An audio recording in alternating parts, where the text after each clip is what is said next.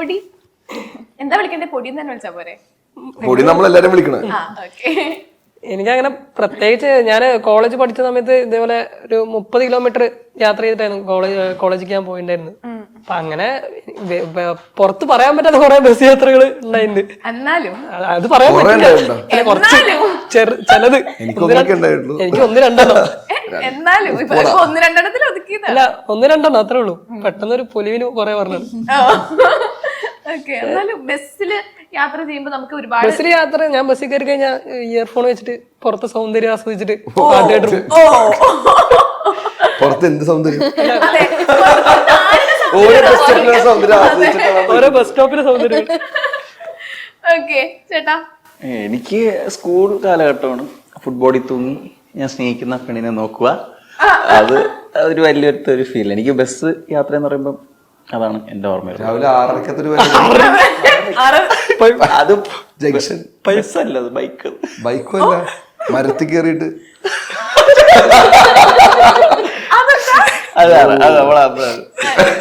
മാങ്ങ പറിക്കാൻ വേണ്ടി കയറിയത് രാവിലെ 6:30 അങ്ങനത്തെ മൂടാ വച്ച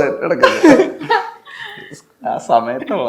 ഇപ്പൊ ഇതിനകത്ത് ഇപ്പൊ ഒരു സോങ്ങിലാണെങ്കിൽ നായികയുടെ പിന്നാലെ ഒരുപാട് നായകന്മാര് നടക്കുന്ന ഒരു ഇത് കണ്ടു. അതുപോലെ നിങ്ങൾക്ക് റിയൽ ലൈഫ്, കാരണം ഭയങ്കര നാച്ചുറൽ അഭിനയമായിരുന്നു, അതുപോലെ നിങ്ങൾക്ക് റിയൽ ലൈഫ് എന്തെങ്കിലും അതുപോലത്തെ എക്സ്പീരിയൻസ് എന്തെങ്കിലും ഉണ്ടായിട്ടുണ്ടോന്ന്? അങ്ങനെ ഞാൻ ഇഷ്ടമാണെന്ന് പറഞ്ഞു നടന്ന ഒരു കുട്ടി ഇങ്ങനെ കുറെ ദിവസം പിറകെ കിടന്നു, അവളെ എന്നെ ഇഷ്ടമാണെന്ന് പറഞ്ഞു. പിന്നെ ഒരു സമയത്ത് ഞാൻ പിന്നെ തലവേദനയായി മാറി. ഇല്ല അതല്ല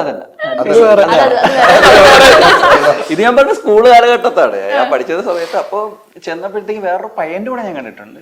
ആ പയ്യനായിട്ട് ഇഷ്ടത്തിലായിരുന്നു, അത് ഞാൻ പിന്നീടാണ് അറിയുന്നത്. അങ്ങനെ നടത്തിയിട്ടുണ്ട്. അല്ലാതെ ഒരു സമയത്ത് നമ്മളങ്ങനെ ഡാർക്ക് ചിന്തിപ്പിക്കണേ, അത് ആ സമയത്ത് പറ്റിപ്പോ എന്ത് ചെയ്യും. പൊടി എനിക്ക് പറയാനാണെങ്കിൽ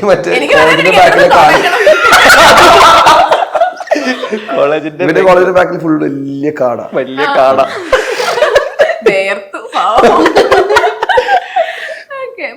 എനിക്കങ്ങനെ ഞാൻ പറഞ്ഞ എന്നെ ഞാൻ സ്കൂളിലായാലും കോളേജിലായാലും ഫസ്റ്റ് പോയത് ഞാൻ ഹൈറ്റ് കുറവ് ചെറിയതായതുകൊണ്ട് എന്നെ എല്ലാവരും അനിയൻ അല്ലെങ്കിൽ അങ്ങനെ ഒരു ലെവലിൽ നിർത്തും.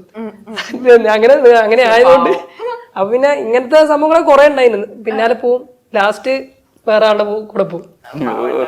നിഷ്കളങ്കമായ ചിരി ഇതില് വീടില്ലേട്ടാ, ഇവന്റെ ട്രിക്കാണ്. ചെറുതാണെന്ന് പറയുന്നേ. ഇതുപോലെ ആരെങ്കിലും ഭയങ്കരമായിട്ട് പുറകെ നടന്നിട്ടുള്ള എന്തെങ്കിലും?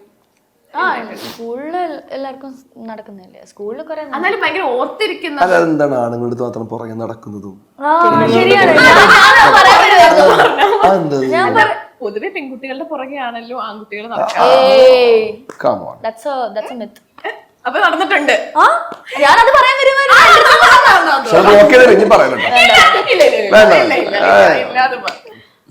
ചോദിക്കുന്ന ക്വസ്റ്റ്യൻ ഞങ്ങൾ മാത്രം റിപ്ലൈ കൊടുക്കാറുണ്ട്. സ്കൂളിൽ ഹൗസ് ക്യാപ്റ്റൻസ് ഉണ്ടാവുമല്ലോ. അപ്പം ഞാൻ 6th പഠിക്കുമ്പം ഞാനും എൻ്റെ ഫ്രണ്ട്സൊക്കെ ഇത് സ്പോർട്സ് ഉള്ളവരെ നമ്മൾക്ക് ഗ്രൗണ്ടിൽ കാണാൻ പറ്റുള്ളൂ. സീനിയേഴ്സിനെ പ്രത്യേകിച്ച് അറിയത്തില്ലല്ലോ. അപ്പൊ നമ്മളിങ്ങനെ പറയും ആ ചേട്ടൻ ക്യൂട്ടാണല്ലോ, ഈ ചേട്ടൻ ക്യൂട്ടാണല്ലോ. അപ്പൊ നമ്മൾ സംസാരിക്കുമ്പോൾ നമുക്ക് മനസ്സിലാവും ഓക്കെ നമ്മൾ രണ്ടുപേരും ഒരേ ആളെ തന്നെയാണ് നോക്കിക്കൊണ്ടിരിക്കുന്നത്. അങ്ങനെ കുറെ നടക്കുള്ളൂ, അത്രേ ഉള്ളൂ. അല്ലാണ്ട് ഒരുപാട് പേര് അടുത്ത് വന്നിട്ടുണ്ടാവല്ലോ, ഓർത്തിരിക്കുന്ന ഭയങ്കര അയ്യോ പാവം ചേട്ടൻ എന്നൊക്കെ തോന്നിയിട്ടുണ്ടാവല്ലോ. എനിക്ക് അങ്ങനെ പാവമായിട്ട് ആരും ഉണ്ടായിരുന്നില്ല എന്റെ സ്കൂളില്. സ്കൂള് കഴിഞ്ഞു, നമ്മൾ കോളേജിലേക്ക് എത്തി. കോളേജിലില്ല, എനിക്ക് കോളേജ് നമ്മുടെ ഭയങ്കര ബിസി കോളേജാണ്. ആർക്കും അതിനുള്ള സമയമില്ലായിരുന്നു. ഞാൻ പഠിച്ചത് കൾണറി ആർട്സ് ആണ്, ഷെഫാണ് ഞാൻ. അപ്പം നമുക്ക് അതിനുള്ള സമയമില്ലായിരുന്നു. നമുക്ക് നമ്മുടെ ജോലി നോക്കിയിട്ട് പിന്നെ വീട്ടിൽ പോയി കിടന്ന് ഉറങ്ങാനുള്ള സമയം ഉണ്ടായിരുന്നുള്ളൂ. അപ്പൊ ഈ ഷെഫിൽ നിന്ന് എങ്ങനെയാണ് സിനിമയിലേക്ക്? ഞാൻ ആക്ച്വലി ആദ്യം ചെയ്ത പടം ഞാൻ കോളേജ് തുടങ്ങുന്നതിന് ഫസ്റ്റ് ഇയർ ചെയ്തു. എൻ്റെ കോളേജ് തുടങ്ങിയ ഫസ്റ്റ് ഇയർ കൊറോണ ആയിരുന്നു, അപ്പം ഓൺലൈൻ ആയിരുന്നു. അപ്പൊ തന്നെ എൻ്റെ ഷൂട്ട് പകുതി തീർന്നു. പിന്നെ 2 ആഴ്ച എടുത്ത ഷൂട്ട് ഞാൻ കോളേജിന്റെ ഇടയ്ക്ക് വെച്ച് തീർന്നു. അതൊരു പോർട്രേറ്റ് ഷൂട്ട് കണ്ടിട്ട് എന്നെ ഓഡിഷന് വിളിച്ചിട്ട് എനിക്ക് കിട്ടിയതാ. സോ ഭയങ്കര സഡൻ ആയിരുന്നു. ഞാനൊന്നും പ്ലാൻ ചെയ്തിട്ടല്ല, ഞാൻ ചുമ്മാ ഒരു ഷൂട്ട് ചെയ്തു, അത് കണ്ടിട്ട് എന്നെ ഓഡിഷന് വിളിച്ചു. അങ്ങനെയാണ് സിനിമയിലേക്ക്. അർജുൻ ചേട്ടന്റെ ഒരു ഇത് പറയും +1 തൊട്ട് നികിത ചേച്ചിയാണ് അതിന് മുന്നത്തെ. എന്നാലും ഇംപ്രസ് ചെയ്യാൻ വേണ്ടിട്ട് ഓരോ കാര്യങ്ങൾ ചെയ്യുമല്ലോ. അങ്ങനൊന്നും ചെയ്യാറൊന്നുമില്ല. ഇല്ലേ? എന്തിനും ഇല്ല, പിന്നെ ചരലൊക്കെ നിരങ്ങി പോവാ അങ്ങനത്തെ. അങ്ങനെ ഇമ്പ്രസ് ഒക്കെ ചെയ്ത് നമ്മള് രാത്രി കിടന്ന് മറ്റേ അമ്മേ എന്നൊക്കെ പറഞ്ഞിട്ട് ഓക്കെ, അപ്പൊ നമ്മളാണെങ്കിൽ ഈ തലവരയുടെ പോസ്റ്റർ കണ്ടപ്പോ അതിനകത്താണെങ്കിൽ ഒരു ഇത് കണ്ടിട്ടുണ്ടായിരുന്നു, നമ്മുടെ മലർ മിസ് വീണ്ടും തിരിച്ചു വരുന്നു എന്നൊക്കെ പറഞ്ഞിട്ട്. അത് എന്തുകൊണ്ടാണ് അങ്ങനെ പറയുക? കാരണം എനിക്ക് ഒരു മലർ മിസ്സിന്റെ ഒരു ഫേസ് കട്ടും തോന്നിയില്ല, പക്ഷെ എനിക്ക് ഒരുപാട് നല്ല ആർട്ടിസ്റ്റുകളുടെ ഫേസ് കട്ട് തോന്നിയിട്ടുണ്ടായിരുന്നു. ലിജോ മോൾ ചേച്ചിയുടെ ഫേസ് കട്ട് ആരെങ്കിലും പറഞ്ഞിട്ടുണ്ടായിരുന്നു? എന്റെ കമന്റ് സെക്ഷനിൽ ആരോ പറഞ്ഞിരുന്നു ലിജോ മോൾ. പിന്നെ വസുന്ധര ദാസ്, അങ്ങനെ ഒരുപാട് പേരുടെ ഫേസ് എന്റെ അടുത്ത് പറഞ്ഞിട്ടുള്ള വരലക്ഷ്മി ശരത് കുമാർ, പിന്നെ കീർത്തി സുരേഷിന്റെ ഈ ഭാഗം കുറച്ച് കീർത്തി സുരേഷിനെ അങ്ങനെ ഞാൻ കുറെ പേര് പറഞ്ഞു കേട്ടിട്ടുണ്ട്.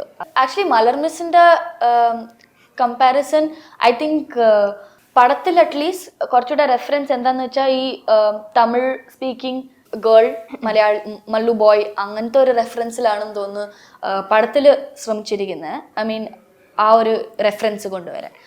അല്ലാതെ മലർ മിസ്സിനെ ആർക്കും തോപ്പിക്കാൻ പറ്റില്ലല്ലോ. Malar miss is Malar miss. Okay, അപ്പൊ നമ്മൾ ഈ ഇതിന്റെ പാട്ടും കാര്യങ്ങളൊക്കെ നമ്മൾ കാണുമ്പോൾ തന്നെ നമുക്ക് ഒരുപാട് റിയൽ ലൈഫ് ഒരുപാട് കാര്യങ്ങൾ നമുക്ക് കണക്ട് ചെയ്യാൻ പറ്റും. നമ്മൾ നമ്മുടെ ഈ നാട്ടിൻപുറത്ത് കണ്ടുവരുന്ന ഒരുപാട് കാര്യങ്ങൾ, അങ്ങനത്തെ ഒരുപാട്. അപ്പൊ നിങ്ങൾക്കാണെങ്കിൽ ഈ സിനിമ ഷൂട്ട് ചെയ്യുന്ന സമയത്ത് നിങ്ങളുടെ ലൈക്ക് പണ്ടത്തെ ഒരുപാട് കാര്യങ്ങൾ റിലേറ്റ് ചെയ്യാൻ പറ്റിയിട്ടുണ്ടാവില്ലേ? എനിക്ക് കൂടുതലും ഇതായത് ഫണ്ണായത് ഫ്രണ്ട്സിന്റെ കൂടെ ഇരിക്കുന്നതാണ്. നമ്മൾ കൂടുതൽ കവലയിലുള്ള നമ്മൾ ആ പാലത്തിന്റെ അടിയിൽ നമ്മളെല്ലാരും കൂടെ ഇരിക്കുന്നത് അത് ഭയങ്കരമായിട്ട് നമുക്ക് ഈ ഷൂട്ട് ചെയ്ത സീൻ ഒഴിച്ച് ബാക്കി അതിന്റെ ബാക്കിലുള്ള പരിപാടിയാണ് കൂടുതലും എൻഗേജിങ് ആയിരുന്നു. ഇപ്പോൾ ആ സീൻ എടുക്കുന്നതിന് മുമ്പായാലും നമ്മളെല്ലാവരും പ്രിപ്പയർ ചെയ്യുന്ന ഒരു പരിപാടിയുണ്ട്. അപ്പൊ അതില് നീ അങ്ങനെ പറഞ്ഞ രസമായിരിക്കും, മറ്റവൻ അങ്ങനെ പറഞ്ഞ. അപ്പൊ ആ ഒരു പ്രിപ്പറേഷൻ, ആ ഒരു കണക്ഷനും ഭയങ്കര രസമായിരുന്നു നമ്മൾ ഷൂട്ടിംഗ് സമയത്ത്. അപ്പൊ അത് ചെന്ന് നമ്മൾ ഒരു ഡയറക്ടർ അടുത്ത് പറയുമ്പോൾ ആ ഡയറക്ടർ അക്സെപ്റ്റ് ചെയ്യണം അല്ലെങ്കിൽ അക്സെപ്റ്റ് ചെയ്യില്ല എന്നുള്ള ഏറ്റവും വലിയ മേജർ പരിപാടി. പക്ഷെ ഇതെല്ലാം മിക്കതും പുള്ളിക്ക് അക്സെപ്റ്റബിൾ ആണെങ്കിൽ പുള്ളി ഓക്കെ പറയുകയും ചെയ്യും, അതൊക്കെ അപ്പുറം പോകണമെങ്കിൽ ഇല്ലാന്ന് പറയുകയും ചെയ്യും. അപ്പൊ അതൊക്കെ ഭയങ്കര ഒരു അടിപൊളി പരിപാടിയാണ്. ചോദിച്ചിട്ട് വേണ്ടേ? അല്ല, ഇപ്പൊ എല്ലാവരും ഞാൻ മൊത്തത്തിലാ ചോദിക്കുന്നേ, അപ്പൊ ഇങ്ങോട്ട് പറയണ്ടേ? എനിക്കിതില് റിലേറ്റ് ചെയ്യാൻ പറ്റുന്ന ഇപ്പൊ ചോട്ടാപ്പഴേ പറഞ്ഞ പോലെ മറ്റേ സെവൻസ് കളി, അതൊക്കെ നമ്മളെ വീടിനവിടെ ഇപ്പൊ ഒരു പാലക്കാട് ബേസ് ചെയ്തിട്ടുള്ള, ഞാൻ പാലക്കാടാണ്, അപ്പൊ പാലക്കാട് ബേസ് ചെയ്തിട്ടുള്ള ഒരു കളിയാണ്. പിന്നെ ഇതില് ലാംഗ്വേജ് ഇതില് ഏറെ പാലക്കാട് സ്ലാങ് ആണ് പിടിക്കാൻ നോക്കിയിരിക്കുന്നത്. ഞങ്ങളെ പഠിപ്പിക്കാൻ ശ്രമിക്കുന്നതാണ്. ഞാൻ ഓൾറെഡി പാലക്കാടാണ്. അപ്പൊ എനിക്ക് ഇതില് അഭിനയിക്കണതായിരുന്നു കുറച്ച് ഫസ്റ്റത്തെ പടമായതുകൊണ്ടൊരു ടെൻഷൻ, പേടി. സ്ലാങ് കാര്യങ്ങളൊന്നും ഒരു കുഴപ്പമില്ല. മൊത്തത്തില് ഏറെക്കുറെ എല്ലാം റിലേറ്റ് ചെയ്യാൻ പറ്റുന്നതായിരുന്നു. എങ്ങനെയാണ് ഇപ്പം സിനിമയിലേക്കുള്ള ഒരു എൻട്രി എങ്ങനെയായിരുന്നു? ഞാൻ എന്റെ ഒരു ഫ്രണ്ട് ഇങ്ങനെ ഒരു കാസ്റ്റിംഗ് കോൾ, പാലക്കാടുകാർക്ക് മുൻഗണന എന്നുള്ള ഒരു കാസ്റ്റിംഗ് കോൾ അയച്ചപ്പോ ജസ്റ്റ് ഒന്ന് അപ്ലൈ ചെയ്ത് നോക്കിയപ്പോ ഇങ്ങനെ ഓഡീഷൻ വഴി കയറിയതാണ്.